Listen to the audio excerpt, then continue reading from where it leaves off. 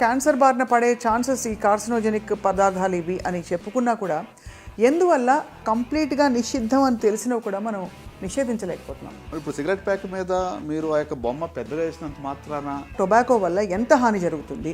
ఒక 40% వరకు క్యాన్సర్స్ ఒక్క టొబాకో నుంచి మనం నియంత్రించవచ్చు. మంచిది కాదని మనకు తెలుసు. ఫాస్ట్ ఫుడ్, జంక్ ఫుడ్, మరి ఫ్రైడ్ ఫుడ్స్, రెడ్ మీట్, అసలు కొంతమంది క్యాన్సర్ వస్తే షుగర్ కార్బోహైడ్రేట్ తీసుకోవడం మొత్తం మానేస్తున్నారు.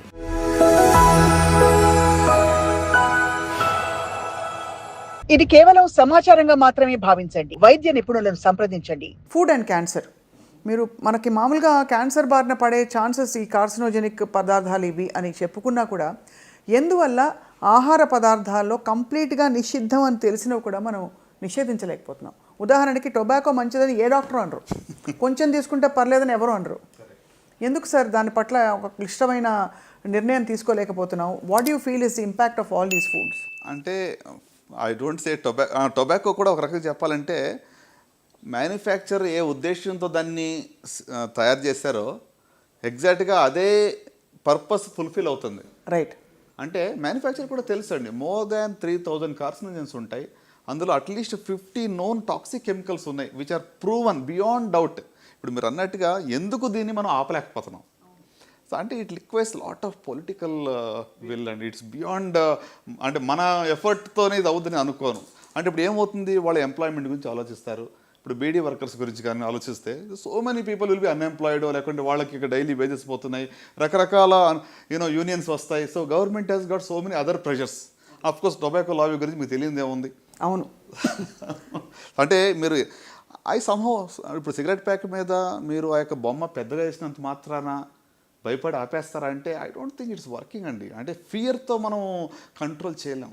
కరెక్ట్. అంటే we need that strong will. ఒక ప్రభుత్వాలు ఒక స్ట్రాంగ్ డిసిషన్ తీసుకుని దీన్ని ఆపగలగాలి. సో మీరు చెప్పండి సార్, ఇవాళ టొబాకో ప్రోడక్ట్స్ వల్ల, టొబాకో వల్ల ఎంత హాని జరుగుతుంది? టొబాకో వల్ల ఓవరాల్గా మరి క్యాన్సర్ సంబంధించి మనం చూసినట్లయితే ఒక 40% వరకు క్యాన్సర్స్ ఒక్క టొబాకో నుంచి మనం నియంత్రించవచ్చు. అబ్బా. సో అంటే ఒక single product which is sold exactly as the manufacture intended and it causes the damage.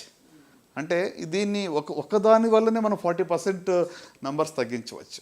So basically అంటే మనం దాన్ని చలామణి అవ్వనివ్వడం అంటే we are actually letting people decide whether they want to die or not.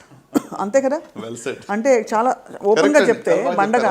ఎందుకంటే సార్ క్యాన్సర్ ఒకటే కాకుండా ఎన్ని రకరకాల జబ్బులు, వ్యాధులు వస్తాయి క్యాన్సర్ టొబాకో వల్ల అని తెలిసిన విషయం. So when you say tobacco, మీరు సిగరెట్లు, ఇంకా పొగాకు తినే పాన్ మసాలాలు లాంటివి, ఇంకా పచ్చిగా టొబాకో చాలామంది తింటారు పాన్లో, వాటిలో. ఇంకా కాకుండా ఇంకేముంటాయి సార్ సోర్సెస్? అంటే డిఫరెంట్ వేస్. ఇప్పుడు ఇక పాన్ మసాలా కానీ, పాన్ పరాగ్స్ కానీ నోట్లో వాళ్ళు ఓవర్ నైట్ ఇక మరి చూస్ చేసి ఓవర్ నైట్ నోట్లో పెట్టుకుని పడుకుంటారు చాలామంది, స్లోగా అది రిలీజ్ అయ్యి వాళ్ళకి ఒక కిక్ ఇస్తుందని చెప్పి. సో ఈ యొక్క టొబాకో ప్రోడక్ట్స్ ఒక్కటి వల్లనే చూయింగ్ ఆర్ మన ఐ థింక్ ఒక్క స్టెప్లో ఒక 40% మనం గెయిన్ పొందవచ్చు. సో మన డిస్కషన్ని కొంచెం ప్రేక్షకులకి బాగా అందించడానికి సార్, ఫుడ్స్లో కంప్లీట్గా నిషిద్ధం, పాక్షికంగా నిషిద్ధం, అండ్ మూడోది బహుశా మన చేతిలో లేని, ఉదాహరణకి ఫర్టిలైజర్ అవశేషాలు లేక టాక్సిక్ కెమికల్స్కి ఫ్రూట్స్ అండ్ వెజిటబుల్స్ ఎక్స్పోజ్ అవ్వడం లాంటివి పెట్టుకుని మాట్లాడదాం sir, for us to understand. ఈ నిషిద్ధం అనే కేటగిరీలో మీరు టొబాకో పెడుతున్నారు, ఆల్కహాల్ కూడా ఇంచుమించు అదే కేటగిరీకి వస్తుంది కదా సార్, కంప్లీట్లీ బ్యాండ్, అస్సలు మంచిది కాదు. ఇక రెండో కేటగిరీ మంచిది కాదని మనకు తెలుసు, ఫాస్ట్ ఫుడ్, తర్వాత బాగా high carbohydrate, high sugar foods, junk food, colas, ఇవన్నీ కూడా. సో వీటి గురించి చెప్పండి సార్, ఎంత తీవ్రమైన ప్రభావం? డెఫినెట్గా రండి. ఇప్పుడు ఆయిలీ ఫుడ్ ఇక అంటే హై క్యాలరీ, ఇప్పుడు చాలామందికి తెలిసి ఉంటుంది కార్బోహైడ్రేట్స్ ఎక్కువ ఉంటే అసలు కొంతమంది క్యాన్సర్ వస్తే షుగర్ కార్బోహైడ్రేట్ తీసుకోవడం మొత్తం మానేస్తున్నారు. అంటే it's again not true, because బాడీలో కార్బోహైడ్రేట్ ఎలాగా ప్రొడ్యూస్ అవుతుంది, గ్లూకోజ్ వస్తుంది, కానీ మనం హై గ్లూకోజ్ కంటెంట్ తినకూడదు. So sugar consumption should be reduced. అంత మాత్రం కాకుండా మరి ఈ యొక్క హై క్యాలరీలో ఉన్నటువంటి యొక్క ఏమంటారు కోలాస్ కానివ్వండి, అంత మాత్రం కాకుండా ఇంకా చూసినట్లయితే మరి fried foods, red meat consumption leads to colon cancer in significant way అండి. సో అంత మాత్రం కాకుండా ప్రాసెస్డ్ ఫుడ్ అనమాట. సో అంటే ఇవి మనం తగ్గించినట్లయితే ఖచ్చితంగా రిస్క్ అనేది తగ్గుతుంది. తగ్గుతుంది. కానీ వీటిని ఎంత మోతాదులో పర్వాలేదు తీసుకోవచ్చు, చూసి చూడనట్టు ఊరుకోవచ్చు అని ఏమన్నా మనకు మెజర్స్ ఉంటాయా సార్? మన శరీరం చెప్పే కథలే వినాలా? ఎగ్జాక్ట్ మెజర్మెంట్ లేదు, కానీ అమెరికాలో ఈ మధ్యన ఏం చేశారంటే మీకు ఒక plate food they made a new formula. ఏంటంటే 2/3, 1/3. సో 2/3 ఏంటంటే గ్రీన్ లీఫీ వెజిటేబుల్స్, ఆకుకూరలు, ఇంకా లేకుంటే యూనో వెజిటబుల్స్ ఆల్. ఒక రకంగా చెప్పాలంటే 1/3 మాత్రమే నాన్ వెజ్ ఉండాలని వాళ్ళ కొత్త ప్రతిపాదన అనమాట. సో మీ ప్లేట్లో 2/3 should be full of vegetables, 1/3 is non veg. It could be chicken, it could be fish, లేకుంటే మీట్ కావచ్చు, ఇదని తీసుకోవచ్చు. సో అట్లా బ్యాలెన్స్గా మనం తీసుకోవడం ఇంపార్టెంట్. అంటే మీరు అడిగారు కదా ఎంత మోతాదులో తీసుకుంటేనే సరిపోతుంది అనేది ఎగ్జాక్ట్ మెజర్మెంట్ లేదు. ఎవరికి వారు డిసైడ్ చేసుకోవాలి. అంటే ఫుడ్ ఈజ్ మెడిసిన్. అంటే మనం ఏం తింటామో మనం అది అవుతాం. So you are what you eat. The message is clear. So మీరు ఇప్పుడు ఇందాక ఫుడ్ గురించి ఇంత మీరు స్ట్రెస్ చేస్తున్నారంటే దాని అర్థం ఏంటి అంటే డెఫినెట్గా ఏం తిన్నప్పుడు కూడా మనం మైండ్ఫుల్గా తినాలి. కొంత ఏదో దొరికి నేను అంటే ఈ రోజుల్లో యువతకు నేను ఇచ్చే మెసేజ్ మీరు చూడండి, హైదరాబాద్లో నెంబర్ ఆఫ్ రెస్టారెంట్స్ చూడండి, పబ్స్ చూడండి, విచ్చలవిడిగా అన్లిమిటెడ్ ఫుడ్ కన్జంప్షన్ జరుగుతూ ఉంది. నా బాధలో ఏంటంటే నెక్స్ట్ 10 to 20 yearsలో దీని యొక్క ఎఫెక్ట్ అప్పుడు కనబడుతుంది మనకి, ఒబేసిటీ. సో అంటే సో మచ్ సో ఎంత ఈ యొక్క యూనో ఫుడ్ మీద ఒక రెగ్యులేషన్ లేకుండా, అంటే people are earning money early in their life. 20-24 సంవత్సరాలకి మంచి జీతం వస్తుంది, ఉద్యోగం ఉంది. సో ఐ థింక్ అక్కడ కొంచెం మనకి అవేర్నెస్ తీసుకురావడం, ప్రజల్లో కొంచెం చైతన్యం తీసుకురావడం ఎంతైనా అవసరం. దీని గురించి what is the best way for an individual to approach this subject? నేను ఏం తినాలి, ఎంత మోతాదులో తినాలని చెప్పడానికి ఏం చేయాలి సార్? న్యూట్రిషనిస్టా, జనరల్ ఫిజిషియన్ని సంప్రదించాలా, అమ్మ చెప్పిన మాట ఇంట్లో వినాలా? ఏం చేస్తే ఉత్తమం అంటారు మీరు? అంటే ఆనెస్ట్గా స్పీకింగ్ అందరూ ఒక డాక్టర్ని కన్సల్ట్ చేసే అవసరం లేదు దీనికి. సో అంటే ఇప్పుడు కార్బోహైడ్రేట్ కానీ, ప్రోటీన్ కానీ, లేకుంటే ఫ్యాట్ కానీ సరైన మోతాదులో మనం కన్జ్యూమ్ చేసుకుంటే మీకు అవైలబుల్ ఆన్లైనే చాలా వరకు మీకు ఇన్ఫర్మేషన్ దొరుకుతుంది. దీంట్లో మిగతా అన్నీ కూడా ఆన్లైన్ మనం చూస్తాం, అవసరం లేనట్లకి. ఓకే, ఇప్పుడు దర్ ఆర్ వేరియస్ కొన్ని ఆర్గనైజేషన్స్ అయితే మీకు డైట్ ప్లాన్స్ ఇస్తున్నాయి. ఒక 10 weeks ఒక ఛాలెంజ్ ఇస్తున్నాయి డైట్ ప్లాన్. అంటే ఒక మంచి అలవాట్లు వీళ్ళకి అంటే అడాప్ట్ చేసుకోవాలని చెప్పి ఇవన్నీ కూడా ఇస్తూ ఉన్నాయి. కరెక్ట్. సో కనుక I think you know each one is the personalised option అండి. అంటే నేను చెప్పేది ఒకటి అందరికీ అది వర్తించకపోవచ్చు. Correct. So we have to make our own plan. నేను ఎందుకు ఇంత స్ట్రెస్ చేసి అడుగుతున్నానంటే sir, food is the main thing that is driving our life ఈ మధ్యకాలంలో.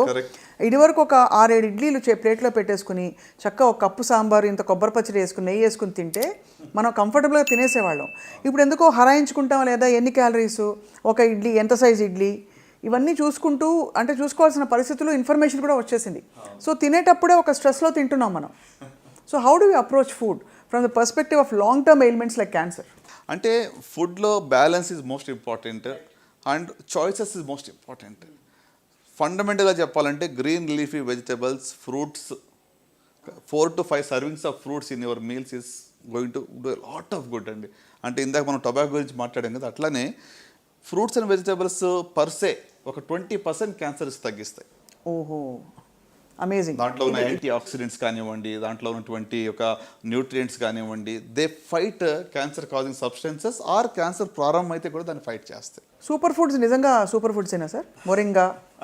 మొరింగా పౌడర్ అని, అంటే మినగాకు తీసి ఇంకేంటది అలాగే రకరకాలు వచ్చాయి ఈ మధ్యకాలంలో, వీట్ గ్రాస్ ఒకటి. Are these truly super foods? As an oncologist do you subscribe to that at all? You don't.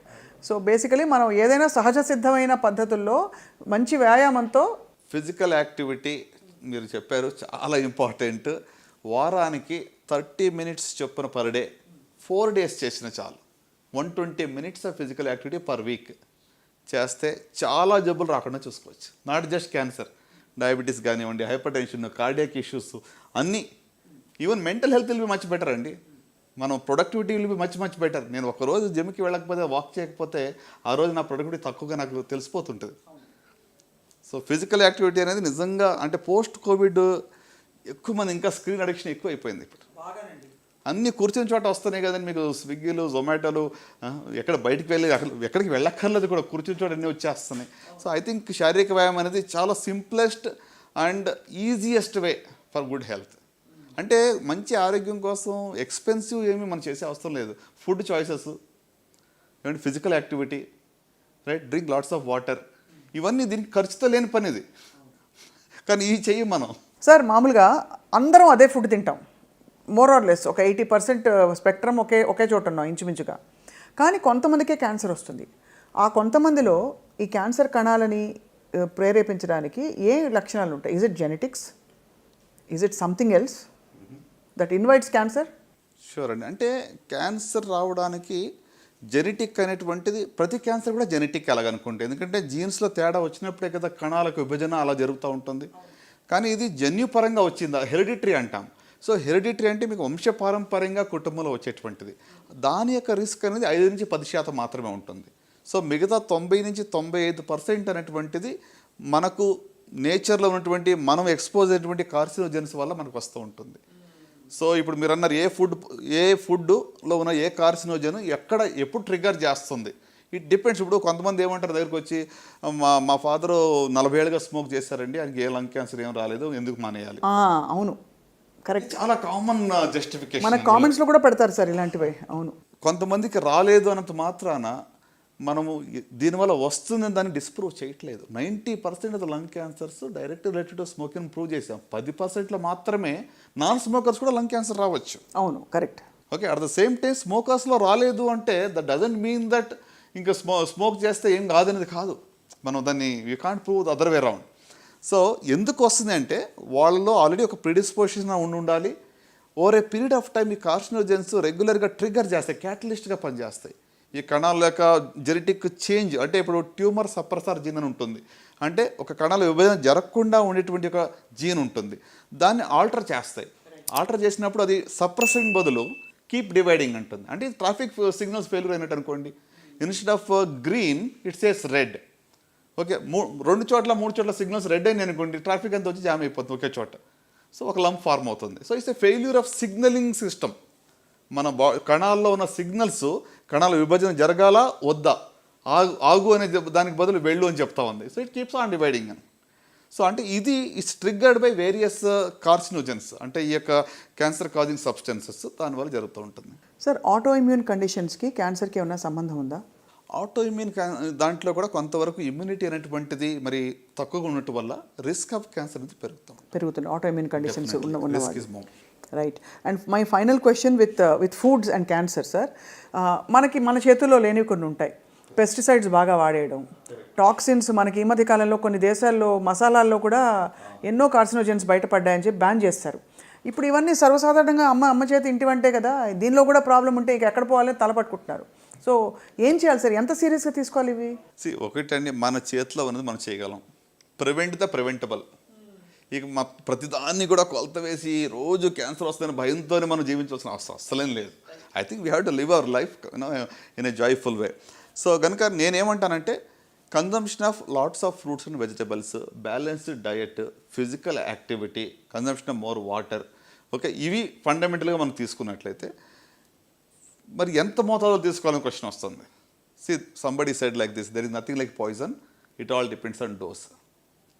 అంటే ఏది కూడా పాయిజన్ అని మనం చెప్పలేము, డోస్ బట్టి ఉంటుంది. For example mercury in a small dose can be poison. So కాబట్టి కొన్ని విషయాల్లో ఎంత అనేటువంటిది డోస్ మీద మనం అన్లిమిటెడ్గా రెడ్ మీట్ కన్జంప్షన్ చేస్తున్నాం, అన్లిమిటెడ్గా you are taking fatty diet, you're taking more calories, becoming obese, more risk. So కనుక ఆ బ్యాలెన్స్ అనేది we have to define and we have to adapt అని అంటాను. సో ఈ ఇథరైన్ ఆక్సైడ్ తర్వాత ఇలాంటివన్నీ కూడా పెద్దగా అంటే చూడండి, ఇప్పుడు ఇథిలిన్ ఆక్సైడ్ గురించి మీరు అడిగారు, కరెక్టే. సో దీనివల్ల ఏంటంటే ఒక 50 times లేకపోతే 100 times ఎక్కువ మోతాదులో అది ఉంది than the permissible whatever limits అని చెప్తూ ఉన్నారు. సో డెఫినెట్గా ethylene oxide is a carcinogen, there is no doubt. కానీ మరి ప్రతి ఫుడ్ మీరు తీసుకునేటప్పుడు మీరు మెజర్ చేయలేరు కదా. How can a common man take it? I think దీనికి ఏంటంటే మనకి లెజిస్లేషన్, మన వాట్ ఎవర్ రెగ్యులేటరీ బాడీస్ ఉన్నాయో they have to be more stringent. అవి పీరియడ్గా చెక్ చేసి వాళ్ళు అట్లీస్ట్ మనకు అష్యూర్ చేసి ఫుడ్ మనకి ఇస్తే మనం తీసుకోగలం. కానీ మనం we cannot measure whether ethylene oxide is there or not. So as much as possible నేచర్కి దగ్గరగా బ్రతకడం అండ్ సమతుల్యమైన జీవనశైలి, ముఖ్యంగా బాగా వ్యాయామం చేయడం, ఏదో విధమైన ఫిజికల్ యాక్టివిటీ అవసరమని సూచిస్తున్నారు సార్.